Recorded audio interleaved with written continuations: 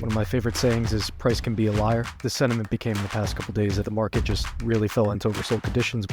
Investors who are finding themselves standing on shaky ground should be reassured and feel confident. I mean, 2 exchanges just got popped by the world's biggest regulator, and Bitcoin price didn't deviate too much from its range at all. So that means that the yield for everyone gets pushed down. And that makes it less interesting to stake. So we might be seeing a bit of a downside flywheel, if you will. You were standing next to Gary Shade's Gensler. What would you say to him? I would open up my app, my Starbucks app. I would show Gary the amount of points I have, and I would ask Gary, did they register these points with you? All right. Welcome to Alpha Bytes, your favorite show for anonymous alpha. This is Marconi White, and on this week's show, Gary Shade's Gensler's SEC makes a move on Binance and Coinbase, how smart money is trading ETH, what demand and supply is saying about Bitcoin's future, the ongoing saga, the LSD wars, and whether or not the STX token is a pump or dump, and a whole lot more. In the studio today, I've got Ray, Ben, Lily, Jay, and Cody. Gentlemen, welcome. Glad you're here. And today, of all days, we're going to dive directly into a market update. I mean, man, that news from the SEC is just causing all kinds of havoc. JJ, our favorite janitor, I want to open up with you. Tell us, what does the market look like? Hey guys, so not too well, obviously, this morning, but if you kind of take a look behind the scenes, one of my favorite sayings is price can be a liar. So there were some technicals flashing that this was potentially a bottom signal, at least on the short term, early this morning that I pointed out in our chat there. And if you were looking at it, the Bitcoin RSI, the relative strength index, reached its most oversold levels since the March crash. So that just kind of gives you an idea of how overstretched the sentiment became in the past couple of days as these SEC sanctions came down and whatnot. The market just really fell into oversold conditions. We had a lot of people chasing short entries at the bottom there. And at the same time, notably, DXY wasn't making higher highs, and gold continued to move up towards the $2,000 range per ounce. So kind of adding those confluence together, it looked good for a bounce. Whether or not this bounce will be sustained remains to be seen. Seems like we have some kind of an air gap here in the 26,000 range. But what we'd really like to see is obviously Bitcoin move up back above 27,000, reconquer the 50-day and then 100-day moving average, and kind of regain that uptrend potentially. But it'll be worth keeping an eye on since that RSI reading is a pretty potent signal there on the daily chart. Well, let's explore the downside risk, because I think in a lot of people's minds, a lot of that risk was perhaps off the table. You had the Uber bears that were just expecting to be in hibernation forever. And now, with this news coming out, it seems like, one after another.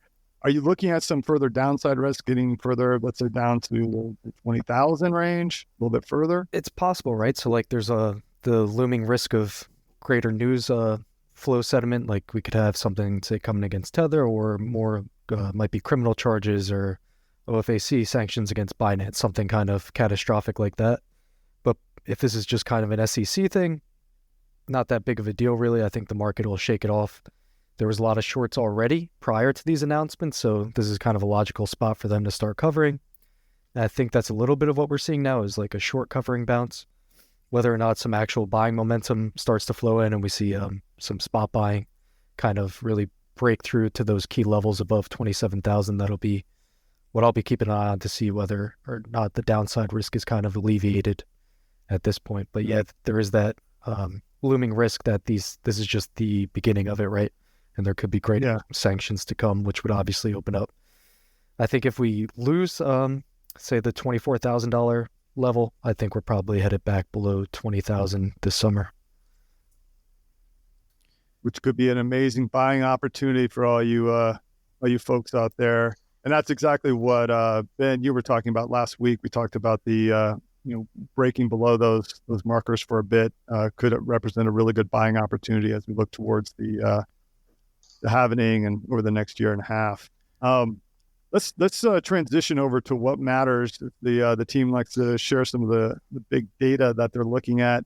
Ben, I'm going to kick it off with you. What's on your radar? Appreciate that. A nice update there. JJ, I just wanted to add a couple of points right there just to kind of bolster what you were saying, which, I went ahead and asked Benjamin this morning, who's unfortunately not with us on this call, but I'll look forward to having him on the call here soon. But he was mentioning that the bid-ask levels were starting to kind of even out and actually look relatively good at the moment. And if we recall, the open interest was rising a few days prior to the event, which I think some of the folks on crypto Twitter were well aware of, and were realizing that this tended to precede kind of sell events. So don't know what to make of it, but that's kind of being alleviated at the moment, as JJ pointed out. So this could be kind of an interim bottom right here. As to what I'd be looking at as for my chart, kind of alluding, I wanted that to be set the tone for what I might kind of reference as my long-standing thesis, that we're going to go ahead and test out that 200-day moving average. And so my chart for today was one I posted last week on Twitter, and pulling it up here myself. So yeah, right now the 200-day moving average, if you go ahead and pull back the chart to 200 days, the beginning of those data points are post FTX crash. So we're starting to get the lows out of that reading. So now the moving average is starting to rise a bit faster, and it's just above 23,000. And my chart paints two liquidity levels. The first one was 25.5K, which we went ahead and just tapped on the news that we heard with Coinbase and Binance.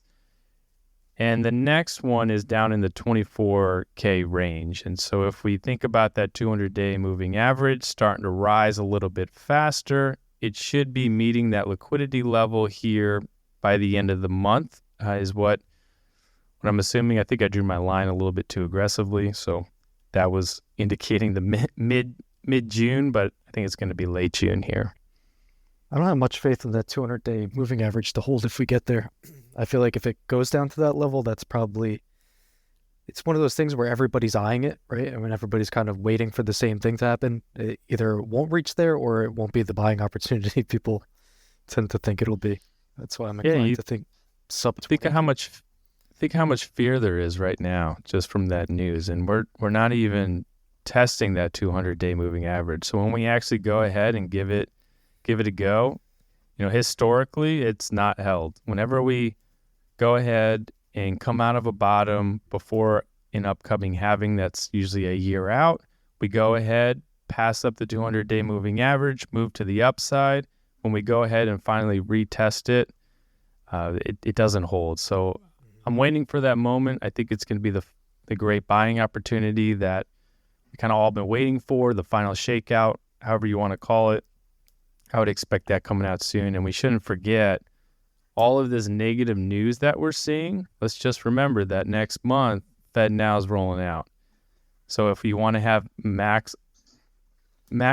your adoption for a new, remember this is peer-to-peer is how they're advertising it. If you want max adoption and user uptake, go ahead and try to blast your competition right before you go ahead and roll it out. It's a big conspiracy, but I don't see how to look at it any other way at the moment. Yeah, a bit of a conspiracy. So from a smart money kind of movement or mindset, how do you think that they're positioning, knowing where these liquidity levels lie? Because a lot of what we talk about seems to relate to retail sentiment, which more easily gets shook out as the market starts to move through these quote unquote support bands. Do you see them positioning or waiting for this liquidity pools to be hit, or are they just thinking more longer term? Smart money is a hard term in crypto. We go back, you go back to 2020 and we kept saying that the institutions are coming and this is going to be the greatest, kind of the Zeus cycle, if you will, and it ended up just being 3AC, DCG, Gemini. All these entities were the ones that were actually buying. It wasn't the institutions that everybody thought it was, and a lot of trade desks as well. So when we look at through that lens, when we think of smart money, I guess it's It's more about those who understand the halving cycles, that have been here for long enough, that are patient enough, and that is smart money in this realm. And so if you look at who's going to be accumulating when there literally is that fear and panic in the markets, what is the event that it could be? It's going to be that final buying opportunity. Price starts to move off that low, and it starts to just run away. And now you have a lot of people on the sidelines that were expecting 12, 15K. El Capo, that's to you. Always welcome to come on the show. We'd love to hear your thoughts. And now you're sitting there wondering, now when do I go ahead and pull the trigger? Okay, I have dry powder on the sidelines. I know I want to get in. Price is running. Did I just invalidate my bearish thesis?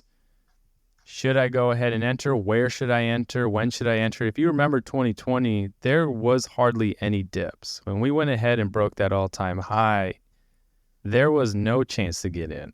Anybody looking for a retest, that didn't happen for another year or so. So things move fast. I think one thing that you were pointing to, Marconi, is the liquidity levels. Is that what you were saying there? Like how are large players positioning for that? Go on. It's like path dependent, right? So like we had this large move down today, and I think there was a surge of short interest at the lows, and that obviously changes the factor, right? Like price isn't going to just go down to sub 20K in a straight line when you have all these over leveraged shorts in the system. So it's very dependent on how the kind of sophisticated money is playing this. And if they rush in to sell the lows, price is just going to go up. Like it's kind of moving. It's finding liquidity. It's just probing for liquidity in both directions. And sometimes we see moves like this where things get so overly bearish, where you have these news headlines coming out and you see, like I mentioned, the chart kind of lost all of its support lines. So people think, oh, it's going to, nuke down to 22,000 right now. And they put the cart before the horse, and then they end up getting squeezed out. And if they continue to short this bounce here, we could see it go higher and regain the trend. So it's very dependent on where retail ultimately places their liquidity and where it's up for grabs. And obviously the people will find those pools wherever they rest. Yeah. Well, and it's clear to me, I think I mentioned in the chat, there was some risk and shock. People weren't quite expecting this, and it doesn't appear to be priced in because the markets acted the way they did, even though one could say that the SEC has been putting out these kinds of notes for a while now. Ray, I think you had some thoughts you wanted to share on this topic, maybe more on the market at large. Sure, yeah, I'll do it quick. What I like, what Ben and you said about smart money generally being dumb money and market manipulators, that's funny and accurate.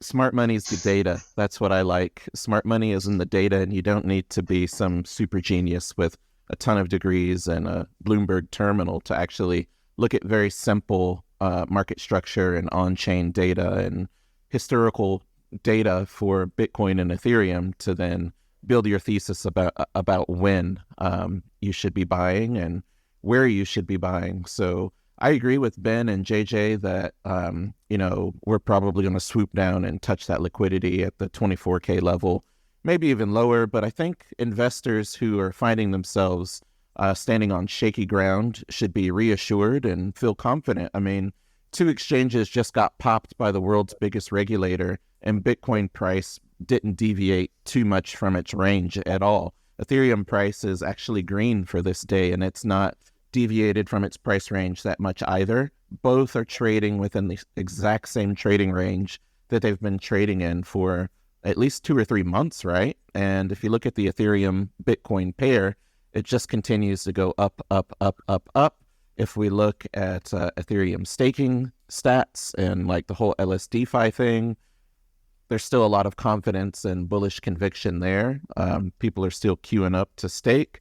Another thing that I've noticed is that decentralized exchange volumes, like percentage of trading volume handled by decentralized exchanges, that's ticking up. So K33 Research just put out a report and noted that the trading volume of all decentralized exchanges is nearing its peak high that we saw in late 2021, late 2022. So last thing I would add is that we are about 1 year out from the next halving, and the data there is in your favor. Bitcoin price could drop all the way to 20,000 or even below, and we're still in a consolidation period, right? Like, we're still in this phase where in the pre-halving, price is kind of restrained and volume is low, and on-chain data shows whales accumulating Bitcoin consistently, like during this phase.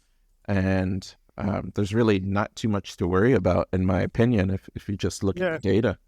If I was gonna summarize what you're saying, I think that's a very good counterpoint to the sentiment that's going to be out there as I see the work being done by the SEC. The data shows a one picture, while the sentiment and the news narrative shows another. And so, yes, definitely something to counterbalance if your hands are feeling a little shaky right now and you think it's time for them to let go. The data does appear to be in your favor. So Ray, actually, I think what you're going to be talking about next, in terms of liquid staking, I think also plays into that, because I imagine some of the activity that's happening could be a sinkhole for Ethereum, help perhaps to stabilize price. But why don't you go over what's on your radar?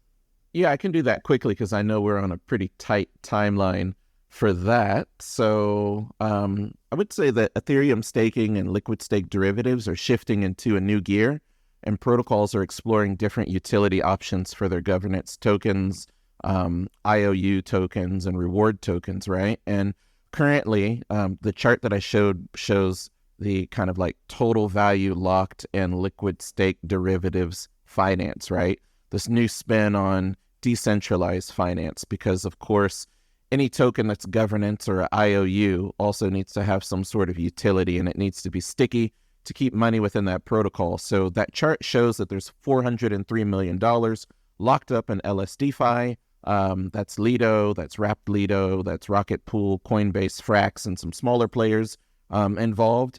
And the inflow to these platforms is notable. Libra's at 188 million, ETH at 62 million, Pendle at 43 million, CRV USD, which hasn't really even kind of taken off yet, is at nearly 15 million. And these platforms basically allow users to use their staked ETH LSDs as collateral to mint stablecoins, and others allow like LSD stakers to boost staking yield, and others provide options instruments for like longing Ethereum yield and such. All of this is cool. It's cool to see the experimentation taking place, but nothing is new underneath the sun. And I emphatically caution that hidden leverage and depegging, rehypothecation, and all these fractional reserve models within a high volatility climate remain a risk as ever within DeFi. So, so how caution. Yeah, I was going to ask, I mean, you've been through the DeFi summer. You look at this activity, the chart looks very promising, but I feel like many people were caught off guard when the risks of DeFi kind of were fully realized. Do you see this? Has there been any learnings where maybe these protocols are putting something new into how they're being designed and deployed? Or is this what the critics are going to say is another opportunity for just SecEp liquidity from the I don't want to call it the dumb money, but the less sophisticated money? Without digging into the code, from a bird's eye view, I would say no. I don't see much difference from DeFi itself, Celsius, BlockFi, CFi, DeFi, whatever. I don't see any difference between LSDFi and DeFi itself when it comes to the risk associated. For me, looking at like a 3-month, 6-month, 12-month duration CD or other MMAs, which are also paying upward of 5%, that's much better. It's guaranteed yield. It's rugless. It's a better bet than this LSDFi stuff.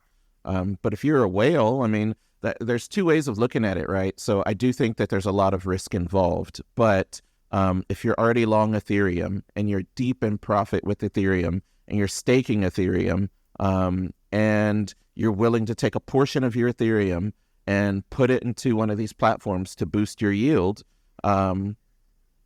okay. I mean, everybody's risk tolerance and like risk reward is going to be different, right? So if I have $200,000 in Ethereum, I'm cool to put 40K of it, which is probably just play money and profit money for me, into a platform which is going to generate 7% yield for me, or allow me to take a loan off of that ETH without me having to unlong ETH, and then I can go play and other aspects of DeFi or yield farm or airdrop farm, or even go long on Bitcoin off these dips. Like, it all depends on where you're coming from as an investor, what your portfolio looks like, and what's your tolerance for risk. So I can't just say this whole thing's a scam and it's going to blow up, even though I think the sustainability of it, which it's quite unsustainable, these yields, will eventually lead to it blowing up. And all of this, like dropping your ETH to then take a loan in stable coins, it's just looping. It's leverage upon leverage upon leverage and rehypothecation. And we've seen how that plays out, but it doesn't mean that there's not profit to be extracted from those who know what they're doing. Musical chairs. Yeah, Basically, yeah. Yeah. I would like to point out, though, that treasuries are now on chain, so you can also get back on those if you really want it. And we brought that up, I think, an episode or two ago, the fact that the treasuries are now on chain, which, you know, I think for a lot of people may be scratching their head if they go back 5-10 years where they think about the origins of this space, trying to get away from state money. But you're absolutely right, Cody. But Ben, I want to get your thoughts on the risk reward. You've done so much thinking around sort of the risk-free rate coming into the system. Are you looking at that, or do you have a different angle for how you're looking at sort of the growth of this space with the LSD? You know, I just look at it as ETH is becoming very pristine collateral, and the cost of that collateral is only going to continue to rise as financial innovation continues, and we see these kind of new engineering tricks enter the ecosystem. When it comes to kind of CeFi, what we saw back with Celsius and Voyager, you know, that those guys had risk compliance officers, you know, end quote, air quotes, if you will. And we didn't really know the terms that went into a lot of those deals. We ended up seeing that BlockFi, 3AC, and TCG were all kind of trading amongst one another, and that was the risk. And so it was all centralized. It was very fragile. When it comes to on-chain, at least it will have more, it'll be, trying to choose my words wisely here, because I do agree with a lot of what Ray said. It's a lot of looping systems, and so that offers and lends its hand to cascade liquidations. But one point I do want to kind of come back to there is, you know, Ray, earlier you mentioned the ETH BTC chart, and we look at, I think you said $403 million, if I'm reading your notes right, on amount of TVL having to do with LSDs. Do you think that has anything to do with that price action we're seeing in the chart? And not to mention, when you go ahead and look at the last 30 days of ETH supply, it is almost 100,000 less ETH in circulation. And keeping those things in mind as this LSD trend grows, is this going to play into that ETH BTC chart you posted? Because I pulled it up as you were talking, and I didn't realize that is an attractive looking chart there. Yeah, it looks great. Like, big ass cup and handle. Let's go back to that on the weekly, right? Isn't it? It's massive, and it's nearly confirmed at that neckline. When you look at on-chain data for ETH cohorts and like 10 addresses that are holding 10 Ethereum, 32 Ethereum, 1,000 Ethereum, 10,000 Ethereum, the largest cohorts are seeing a drastic drop ever since like Shapella kicked off. And I think that corresponds with the inflows that you're seeing into staking, right? So money's going out of wallets and going into these LSD protocols, and everyone's kind of getting set up for whatever the trade is there. And I'll be really excited to see how you and Cozy eventually look at the actual ETH options within DeFi and ETH options, just for people that are institutions that are spot long ETH, to see like how are they hedging all of this and how might it unwind or culminate to some new all-time high. But in regards to like, is it impacting that ETH BTC chart? I do think so. If you're a technical analysis-based trader, then I think that factors into your thesis that, you know, ETH staking data looks bullish. ETH LSDs and LSDFi is also looking bullish in terms of like money flow and how sticky those protocols are. And then it all kind of is confluent with ETH price itself holding the $1,800 level and finding resistance at 2,000. We all agree that flipping 2,100 to support opens up the door for like around the 24 to 2600, maybe even 3000, some say, right? So it's all kind of like the narrative's very pretty, isn't it? It paints a pretty bullish picture. Does that answer your question? Absolutely. And as you're talking, I'm looking at this 0.085, 0.088 level on that chart. And I want to take a quick poll in this room here. Do we retest that level before the end of the year? If DXY goes below 100, yes. The caveat. I like Later. that. Caveat. I mean, if DXY goes to 110 plus, it's all just going to go to shit. So I think we retest it and probably reject there. Obviously, what Bitcoin does is the big boy in the room. If Bitcoin can go bullish and flip anywhere in the high 30s to support and consolidate there, that's going to give altcoin traders a lot of confidence to flow into altcoins. And when altcoins pump, usually Ethereum leads that pump. And if you look at the Litecoin USD weekly chart also, it's doing its pre-halving thing in the same way that Bitcoin is, we assume, going to do its pre-halving thing. Litecoin's kind of like ahead of Bitcoin in terms of halving because its halving happens first. But I think if Bitcoin does well, right, if it's able to flip 30K and hold in that range, and if we continue to see LSD or NFTs or anything that's Ethereum chain based take off, right, and become sustainable, then that just has a knock-on effect of spinning up more network activity for Ethereum, which tends to be bullish for its price also, and kicks off that whole deflationary narrative, you know, the ultrasound money website where you can see that ETH emissions go negative and da-da-da-da. So all the stars are aligned for it to, I believe, also touch that 0.08 level. But does it hold there, or does it go above that level? That I don't know. That's dependent upon, you know, macro and regulation and Bitcoin itself. But I do see a cup and handle on the weekly chart of that ETH BTC pair.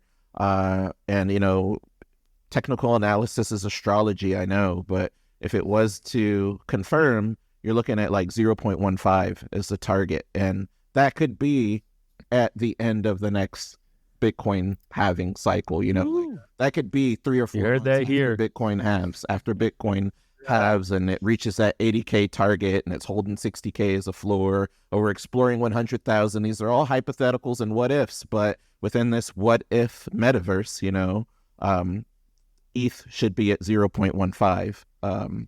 if you think about like all the other stars align, right? 2021, it came about, ETH kind of took off and there was all of this demand for yield because there was no yield, right? So if we've reached the point in the cycle where the Fed's yields have topped out and they're going to start possibly cutting rates, then you could really see an influx into ETH, obviously, with all of these new improvements that have happened since the merge and whatnot. You could see that institutional involvement really ramp up. And I think at that point, then, yeah, we would see new highs there. Exactly. And I'll say one other thing is that, you know, these are weekly charts and there are months and months. I'm talking on like a 6-year to a 1-year horizon. So all these little events happen. They're not FUD. Exchanges blow up, exchanges get popped, guys go to jail, projects rug people. You know, a lot of things happen that impact price action on the intraday kind of horizon. But when I'm looking at these charts, it's on a weekly time frame. There's multiple months involved. I'm talking 6 months to a year. So these charts are somewhat agnostic, and the patterns on these charts are somewhat agnostic to these major events that take place. Sure, they shake price, but they tend to kind of rebound back into pattern and carry through with those patterns. So last thing I'll say is when you trade stocks, a cup and handle or a inverse head and shoulders or a head and shoulders pattern, that can be a 5 to 10 year thing, right? And you're in that trade for 5 to 10 years and hopefully it's a dividend king and you're getting dividends off of it. But I think people need to zoom out and readjust their expectations for crypto for these large caps and realize that these are multi-year plays. And just to bring it back to that chart in your original topic, it's becoming this reserve asset on its own chain and really fueling a lot of financial protocols to start building with it in mind and starting to build around that collateral, you got to keep that chart in the back of your mind because it's got to be playing into it in some capacity.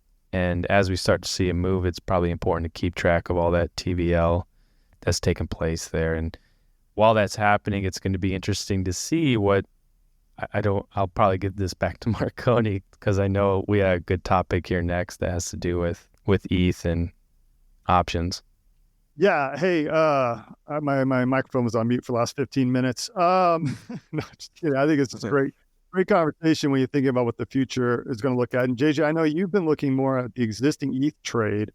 Do you want to kind of fill us in on what you're seeing on maybe how some players are playing the action right now? And I'm not sure if that's been updated since the news of this morning. No, it's been much of the same. It's just kind of people are adding yield onto their yield, essentially, is the best way you could think of this with ETH. So it started off the year early in 2020. We had one overwriter of ETH calls sell over 90,000 March 1,800 ETH calls, which means they collected all that premium. Say those calls were at $100 and they expired worthless. Whoever wrote those calls gets to keep all $9 million of that premium. And they've been doing this systematically throughout the year. So we've just seen ETH volatility kind of fall off a cliff. You don't see any implied volatility in ETH, and it's moved up gradually, but it hasn't done so in explosive fashion, right? Like there was that impulse after the Shanghai upgrade, we went over 2,000 and it kind of seemed like volatility was finally here, teased it a little bit, and then obviously it just trickled back down and now we're in the same old boring range.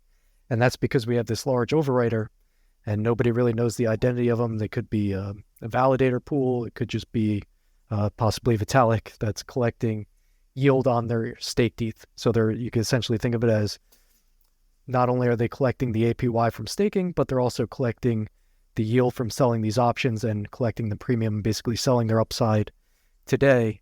And if it were to appreciate in price, then they could just cover those calls with margin or some other way of kind of selling spot ETH or what have you. But they're just kind of draining all the volatility out of the market, and there's nobody that's willing to take the other side of this trade right now. So it's hard to see when or if this will break. I'm guessing that before it does, we'll kind of see a drop-off in this overwriting possibly, rather than them getting squeezed. But we haven't seen any signs of that impulse to sell volatility at almost any level dissipate yet. You would take the other side? No, how would you take the other side? So you would buy calls, or obviously you could just spot long too. So if enough people start buying spot, it would drive up the price, and this person would have to cover, or one way or another, cover the. What would they look like? Because you're kind of saying they're systematic selling options. So if anytime that we've seen kind of an increase in volatility, this information, by the way, is coming from our friends at Paradigm. They're a crypto derivatives platform. They provide liquidity for primarily institutions, large players that are in the space. So what they've been describing to us is that anytime there's kind of volatility at any level, is we just have this overwriter is willing to step in and sell it. So like when we saw ETH crack over 2,000, you had like kind of a knee-jerk impulse, right? It looks like it's finally breaking out. You have breakout traders hopping aboard, but there's just not that follow-through in volume that's kind of making them have to cover these calls one way or the other and either buy them back or sell some spot to hedge it one way or another. They're just continuing to harvest this premium, which is adding to their yield. So would that liquidation look like a rush to the exits on the validator queue? Yeah, I think that is where we would see it. There's something like 18.5% of ETH stake currently. So I'm guessing they would probably have to withdraw some of their staked ETH and sell it to cover this. Or there was also like a large options order of 3,000 calls for December that came in not too long ago. So that could be the way they're hedging, right? Is that's capping their maximum loss that they'll take on the short-term options that they're selling by hedging it by buying long-term calls. So they could just let it ride, right? And then you ultimately let this volatility settle itself out. But I do think that we would probably see some withdrawn at least and some spot selling to cover the margin there. Is this going to change the structure at the end of June when the quarterly rolls off? Could. I mean, I'm not too sure on that. I haven't looked into it all that far. And neither have I. That's something to look at now.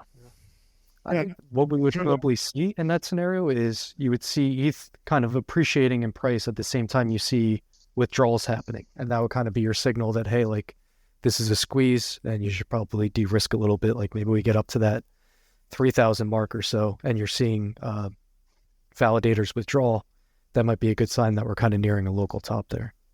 So it'd be a slow motion type of liquidation.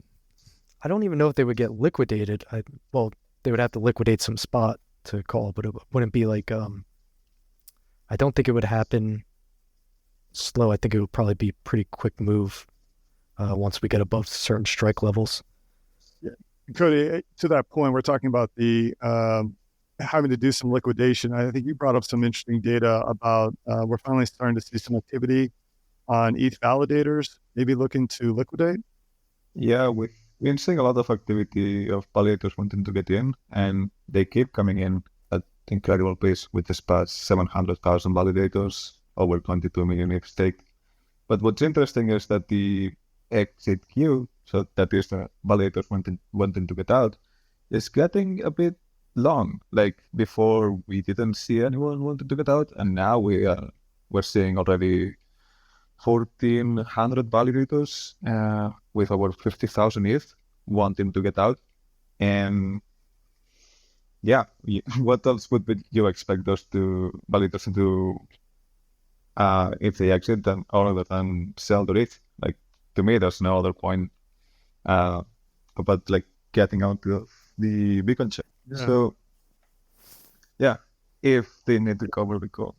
Just to put it in perspective, it's like it's close to 200 million notional value that they're selling. So it's obviously somebody that has substantial amount of ETH on the other side of that's selling this upside here. What's also interesting is that the validator queue to get in the beacon chain is getting so long that yields across LSDs are getting crashed to the downside. Like if you were to stake ETH on your own, you're supposed to get around 6.4% on about right now. But LSD providers are only offering 3.5 to 4.5%. Lido is offering 3.3, which is really good, but Coinbase is offering like 3.8. And that is because they let you buy as staked ETH, even if the ETH that they're gonna stake is still in the queue. So that's not getting ETH. So that means that the yield for everyone gets pushed down. And that makes it less interesting to stake your ETH. So we might be seeing a bit of a downside flywheel, if you will. That's an interesting observation, and operating exactly like you expect markets to fluctuate with supply and demand for a product. Let's use that as an opportunity, because I know we've got a couple of these LSDs coming up in the pump it or dump it section. So let's move over there. This is where we like to ask Cody with his giga brain. What is he seeing with a couple of tokens? We've got one is a fan favorite, and we got a few others that are on the list. So we're going to kick it off with the STX token. We've had so many conversations about BRC20. And so folks were asking, is the STX token going to get any potential tailwinds from that? So Cody, STX, pump it or dump it? I have to dump it. I really wish I could pump it, but STX is not capturing basically any of the value of BTC. There's only one place where you can trade BRC20s on STX called Alex Lab. It has like 96% of the TVL of stacks, but the TVL of stacks is just tiny. I think it's around about 50 million right now. And just to put it into perspective, the market cap of stacks is almost $1 billion, around about 800 million. The market cap of BTC, 500 million. So stacks, which is supposed to be the smart contract platform for Bitcoin, is capturing 0.01% of Bitcoin market cap in its TVL. All right, we're gonna dump that one. Let's move on to a couple of LSDs, and I imagine the audience will tell me that I pronounce all these wrong. So you got the unshETH, UNSHETH. Pump it or dump it? Pump it. This is a very interesting protocol. It's a basket of LSDs. It's omni-chain from the get-go. It uses layer 0 technology in order to do so. And the idea is that you buy it's sort of an ETF of LSD tokens. So they buy Flex staked ETH, they buy Lido staked ETH, rocket pools, whatever, with certain weights, and then you buy the unshETH token, and you get some security. Like if one of those LSD tokens goes down because of some bug or something, you're protected from that. You get you get the API of those tokens, and it is also interesting for the protocols that are launching their own LSDs, that they don't have to have a pool on, like they don't have to provide liquidity for their own pool.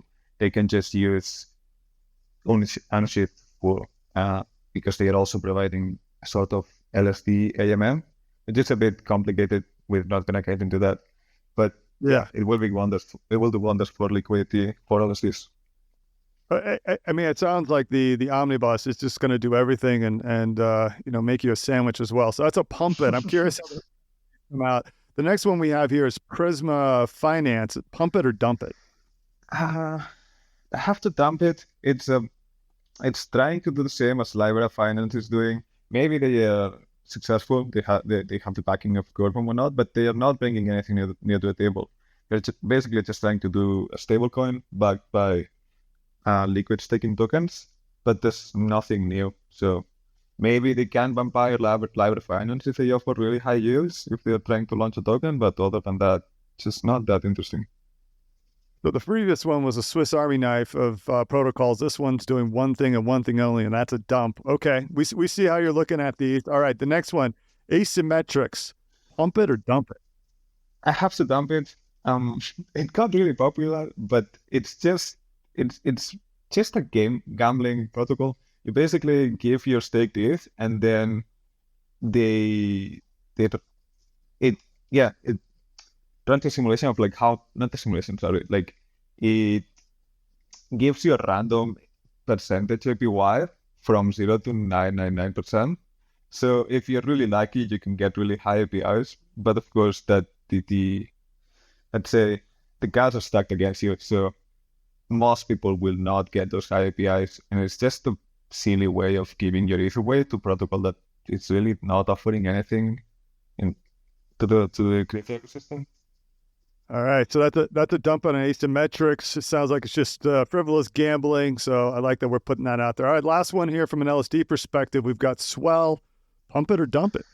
Again, I have to dump it. It's just another LSD token. They are gonna release a token and offer some potentially high yields because they are gonna do some, like, provide some rewards of their own token, but they are not really doing anything new or insightful or relevant. So sorry. All right.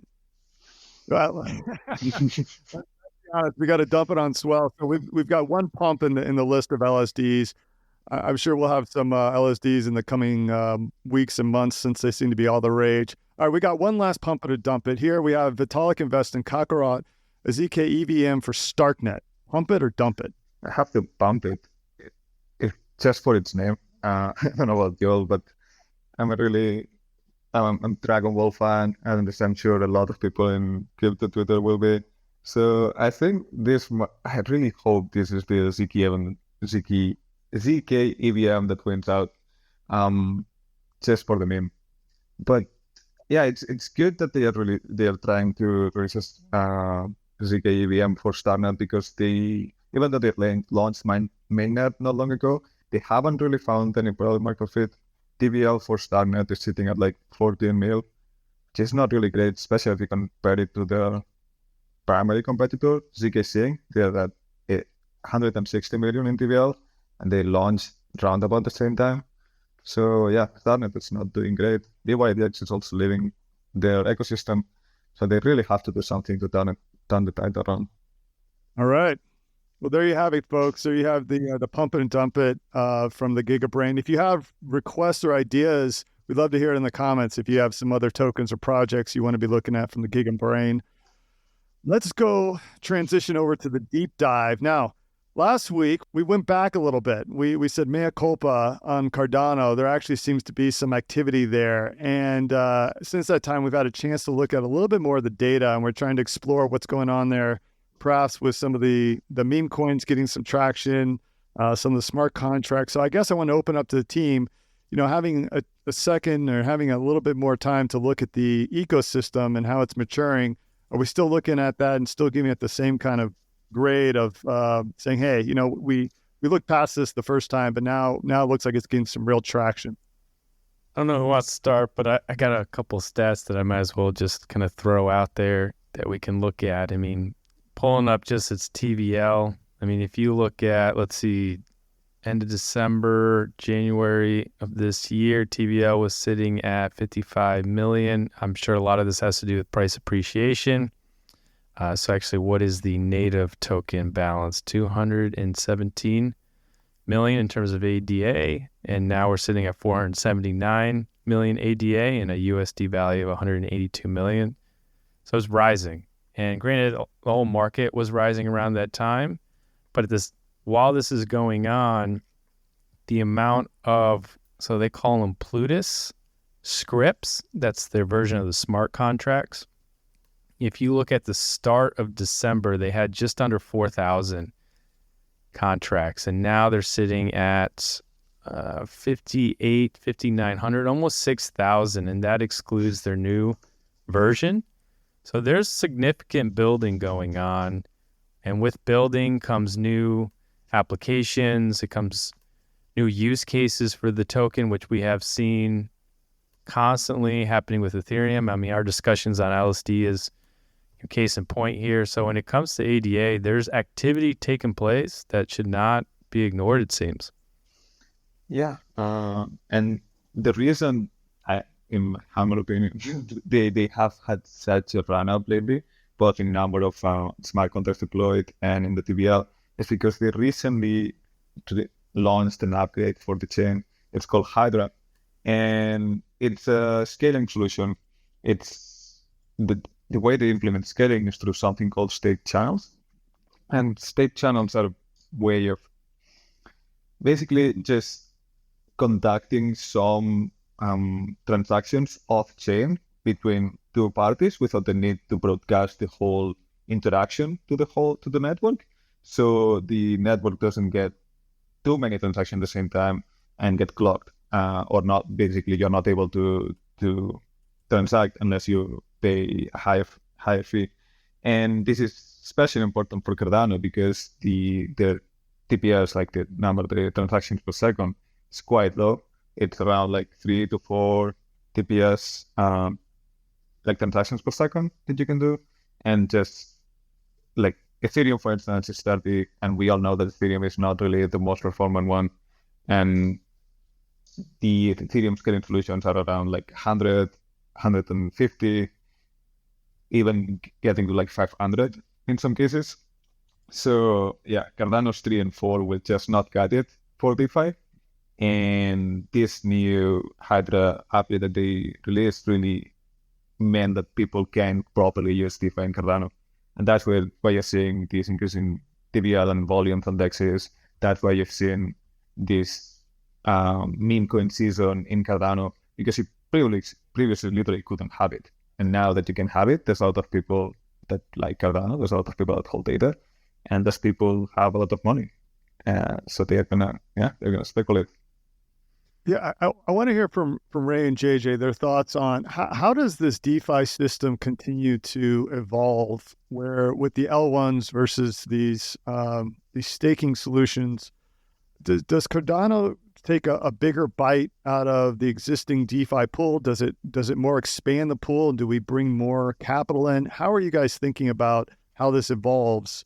I guess a different question just be, is Cardano a real player here? Is it really going to be competing with Ethereum for that volume and that security? I'd say they have the money, and it's just all about like PMF, finding that, right? These dinosaur projects refuse to go away. When you look at CoinMarketCap and check out the top 10, it's like a lot of them are dino projects that still have billion-dollar valuations, right? So it's all about finding utility and making it sticky, or offering a product that people want. For example, Tron, you can send USDT on Tron for like the cost of one Tron, or you can send USDT on ERC20 from KuCoin to wherever, or MetaMask, and you can pay basically $20 to do that. So in most cases, a lot of people elect to use Tron, and you see that kind of played out through the data. So one thing that I've learned in my time in crypto is to not discount just because something is vaporware or it has a strong army of idiots that ascribe to it. Like, don't ignore anything. Opportunity is always where you're not looking sometimes. And I think it would be silly to write off Cardano because you don't like Hotchin skin or you think it's some sort of like pump and dump token. Perhaps it is, maybe, but that doesn't mean that there's not opportunity to exploit from the token. And even if it is a pump and dump ecosystem right now, it doesn't mean that it will always be that way in the future. In the next cycle, they could hit on something and become a unicorn. So it's cheap, right? And 71% of the network is staked, and people are getting staking rewards off of that. So it's at least something to keep an eye on. And DeFi has not yet found, like, it still is plagued by a number of issues. So that makes projects like Cardano or anyone that's willing to go in and kind of like ideate and prototype within DeFi, it gives them a chance at success also. Well, and you mentioned they're still plagued by a lot of issues. Cody touched on the transaction scaling as being a potential concern. You previously talked about how are the protocols being used and the type of risks that are being that are still inherent in the protocols. I'm curious if you guys think that we're gonna, what's going to be the state or the driver that moves us post those issues. I mean, when are we going to start seeing the DeFi moving into a different risk management kind of realm, or is that just not on the cards anytime soon? The fervor for using these for just yield capture is just too high.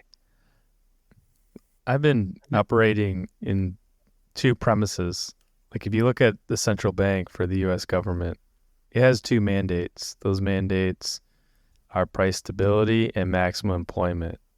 When you go ahead and look at tokens and the way that teams kind of look at price appreciation or even price volatility, the solution right now is to create a stable coin for that sort of price stability. You never really hear somebody talking about creating price stability in their native asset. In doing so, that would enable maximizing the users of your protocol. But until we have that mindset, I don't think really we're going to have that change that you're alluding to. Anyone else have a thought there?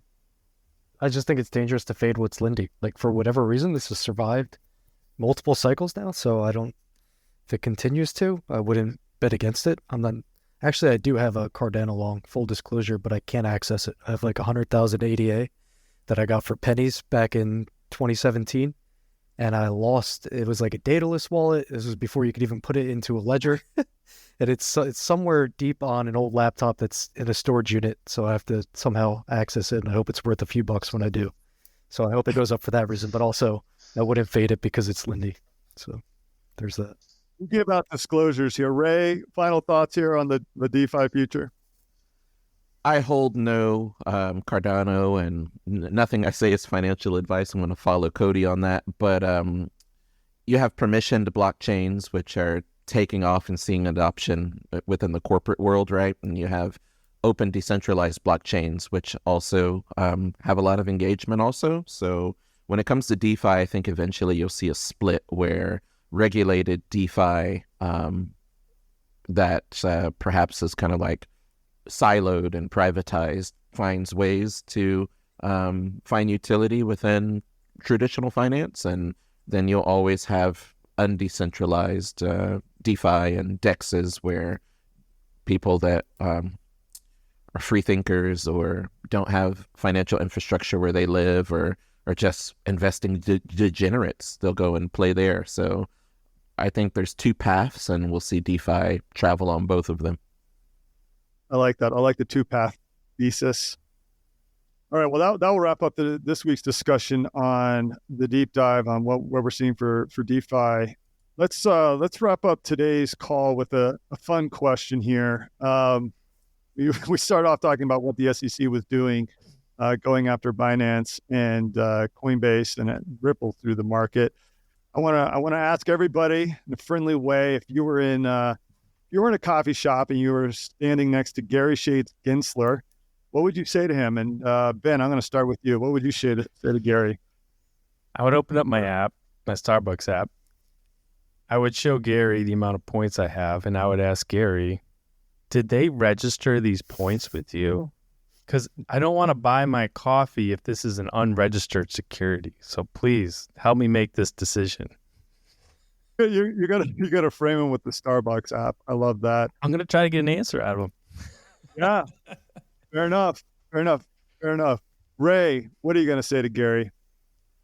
In the words of Heath Ledger's The Joker, I'd say, why so serious? Let's turn that frown upside down.